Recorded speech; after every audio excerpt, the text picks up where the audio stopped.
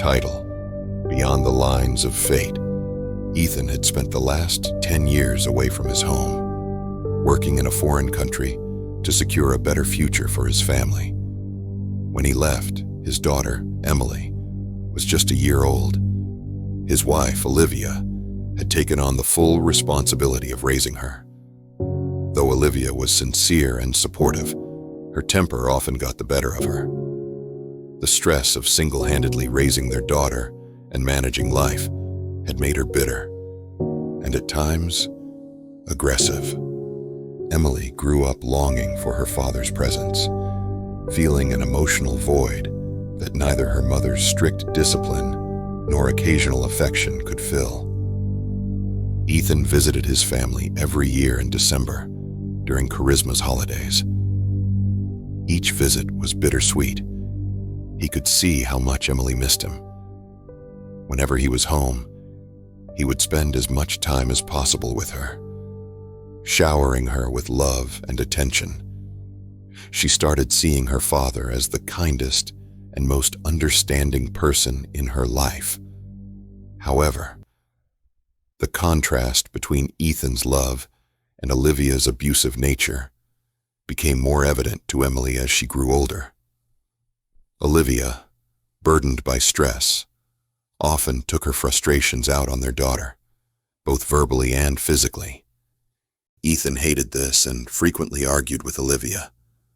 "Olivia, she's a child, not your punching bag," pleading with her to control her anger. Olivia, tears in her eyes, fights back.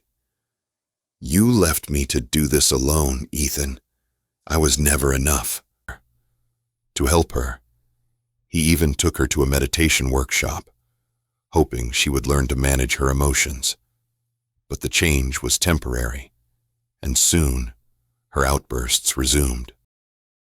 One such incident during a visit to Home Back pushed Ethan to his limit. Olivia, in one of her fits of rage, began shouting at him in front of Emily, belittling him, insulting his efforts, and accusing him of abandoning them. Ethan, a man who rarely lost his temper, snapped.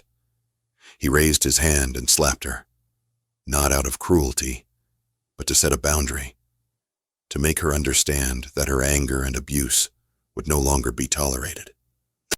The room fell into silence.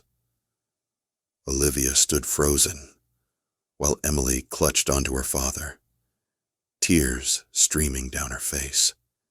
By now, Emily was 11 years old and had begun to understand the true nature of her mother's behavior. She started resenting Olivia. "Dad, I don't want to stay with Mom anymore," she whispered one evening. "Take me with you." Ethan felt torn. He knew Olivia had her flaws, but he also respected her for the sacrifices she had made for their family. Though he no longer felt love for her, he still acknowledged her dedication. But how could he ignore his daughter's pain? As Ethan grappled with his personal turmoil, fate threw another challenge at him. Due to internal politics at his workplace, he lost his job. Instead of searching for another, he decided to invest all his savings into a business. He ventured in painting contracting, a field with low entry barriers. Initially, he partnered with his old friend David, but due to incompatibility with David's other business associates, Ethan chose to operate independently. During this time, he reconnected with Rachel, a former colleague. She was bold, outgoing, and opportunistic, but Ethan had always seen her as a sincere and hard-working woman. In their old office days, his colleagues would make lewd remarks about her, often talking about how they wished to be with her intimately. Ethan, however, had always maintained a respectful distance, avoiding such discussions. Rachel saw an opportunity to earn by providing leads for Ethan's business, and they started meeting often. Their professional relationship turned into friendship, where they shared personal struggles Ethan saw in Rachel a potential business partner. Her social skills and confidence were assets. He offered her a 50% partnership, but he soon realized he was drawn to her beyond just business. He found himself craving her presence, though he kept his emotions in check, always maintaining a respectful boundary. At first, Rachel mistook his silence for indifference. "Do you ever speak more than a few words at a time?" she teased one day after an intense business discussion. He simply smiled, offering no defense, which only intrigued her more. Over time, she began to appreciate his quiet demeanor. His simplicity was something she hadn't encountered often. In a world where people flaunted their successes and constantly sought validation, he remained unaffected. As they began working together, their contrasting personalities became more apparent. Rachel was the kind of woman who walked into a room and commanded attention, fearless in her opinions, confident in her approach, and effortlessly social. She was expressive, loud when needed, and unafraid to make bold choices. Ethan, on the other hand, was a man of quiet strength. He never sought the spotlight, spoke only when necessary, and carried an air of simplicity that was almost disarming. As they worked together, Ethan discovered a different side of Rachel. She was a dedicated mother to her 2 sons and was in a strained marriage. Learning about her personal struggles made him feel closer to her. There were moments, silent yet powerful, when their eyes met and lingered just a little too long. When she laughed at his jokes in a way that felt more than just polite. When she listened to him speak about his fears and failures, and he felt seen, really seen. However, financial troubles soon crept in. Money got stuck in business transactions, and Rachel was facing her own financial difficulties. Tensions rose, and their partnership suffered. When Rachel received a job offer from a reputable company, her focus shifted away from the business. After an argument, Ethan decided to let her go, believing it was the best for both. Despite their professional split, their bond remained intact. They continued talking, sharing, and meeting occasionally. They both felt something deep for each other, but never confessed it openly. Ethan, struggling with business and depression, found solace in her companionship. He was drinking heavily, smoking, and losing himself in despair. Many nights, under the influence of alcohol, he would write long messages to Rachel, messages about his respect for her, his loneliness, his struggles, and his determination to rise again. The next morning, sober and ashamed, he would text her again, asking her to ignore his late-night messages, but Rachel never judged him. "I don't mind," she would reply. "I understand." Her sympathetic response and understanding had touched Ethan's heart. That time he knows the relationship between them is beyond simple friendship. Ethan had always believed that love was nothing more than an illusion, a temporary arrangement between 2 people who used each other to fulfill their emotional and physical needs. In his eyes, relationships were transactions disguised as deep connections, and the idea of soulmates was nothing but an exaggerated fantasy. Rachel, on the other hand, had always believed in love. She believed that somewhere the universe had woven a love story for her, and one day she would meet the person meant for her. However, with her innocent belief, she was practical too. She knew money was important for a better lifestyle and her children's future, and she wanted to earn well. They both had the same goals and openly expressed their ambitions to each other. Through their collaboration, they wanted to secure financial stability and a better future for their families. Ethan felt something shift within him. What started as admiration for her skills grew into something deeper. He found himself drawn to her, not just to her intellect and confidence, but to the way she carried herself, the way she spoke with unwavering belief, the way she challenged him. He craved her presence in a way that unsettled him. Yet he was careful. Always mindful of boundaries, he never let his emotions cross the respectful space he had built between them. However, in the quiet moments, in the unspoken words between them, he couldn't ignore what was growing inside him, something he had never believed in before. However, even as Ethan felt the depth of his emotions for Rachel, doubt clouded his mind. He was a man who had never believed in love, who had always thought relationships were merely transactions disguised as something deeper. He had seen people use each other, had heard men talk about love only to satisfy their own needs, and he had convinced himself that true love did not exist.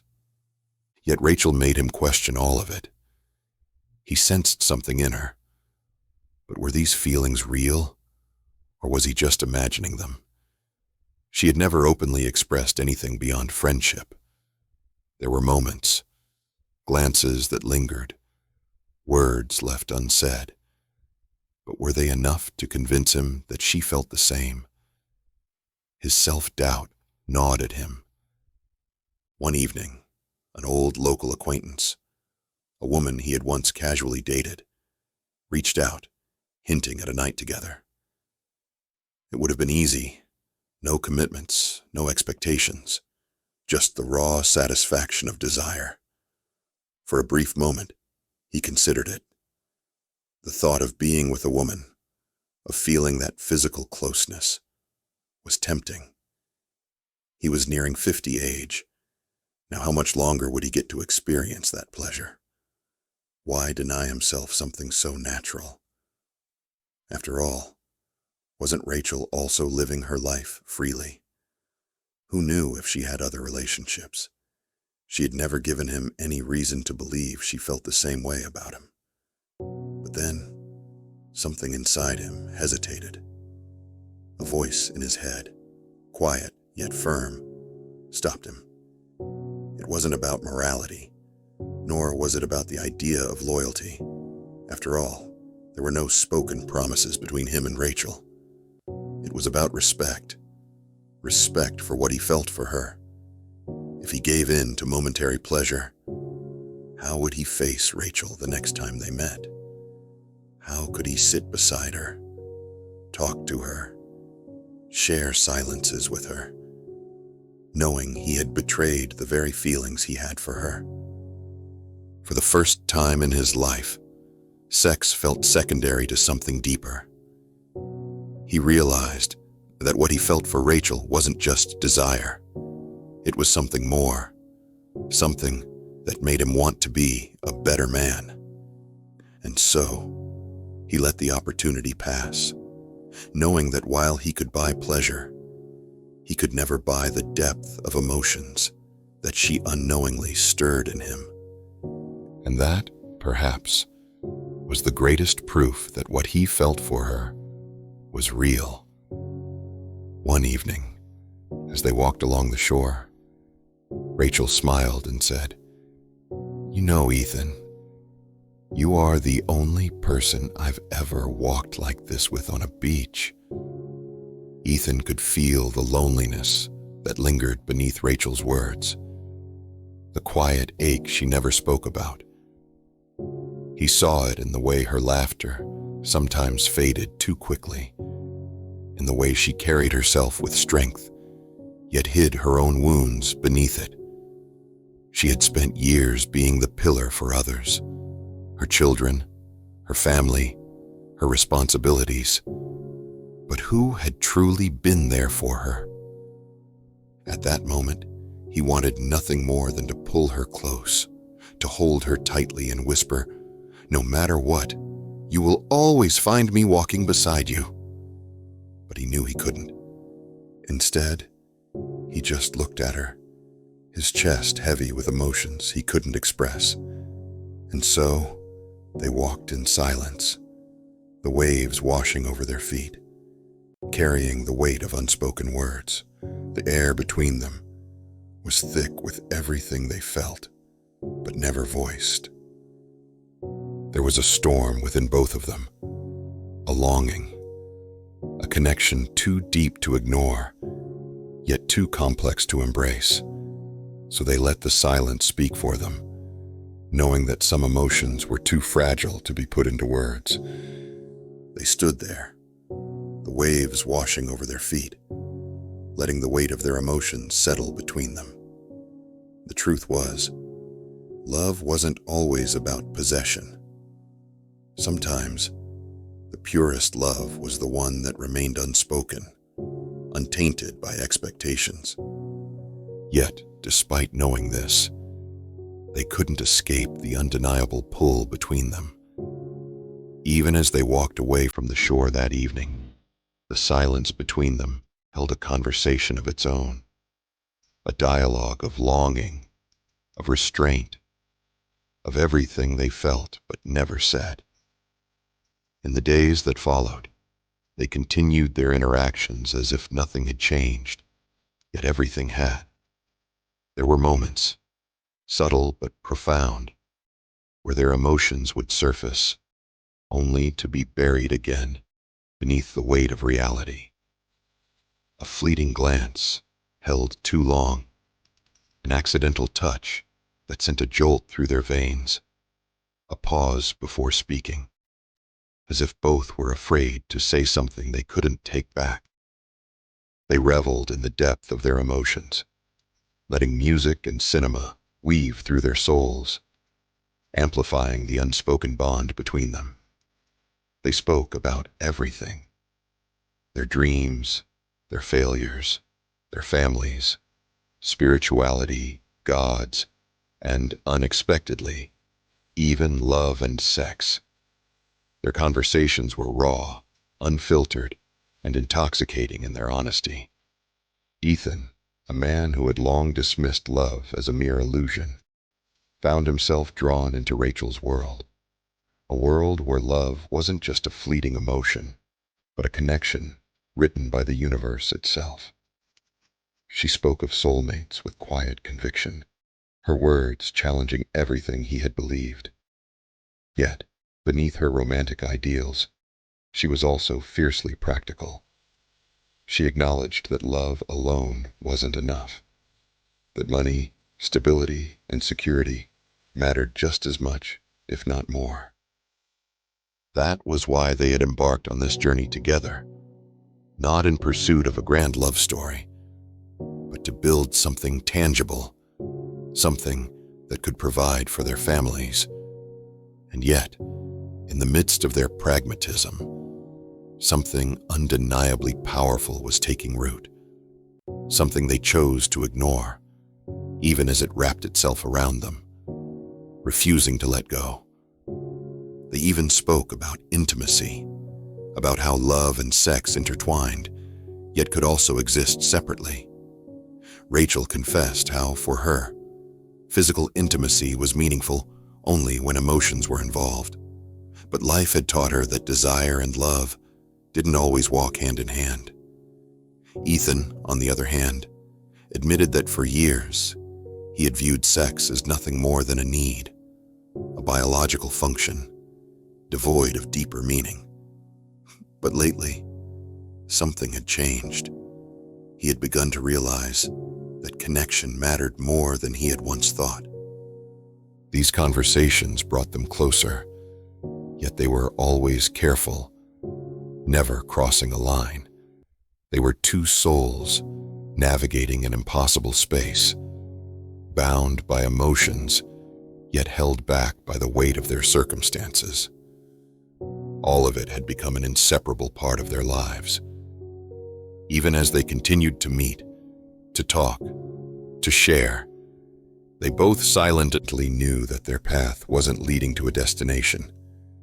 Perhaps it was never meant to. This was a journey they chose to continue, deliberately ignoring what was growing between them, yet never finding the strength to walk away. Because sometimes, the most profound relationships are the ones that never fully take shape, lingering instead in the quiet spaces between what is acknowledged and what remains unspoken.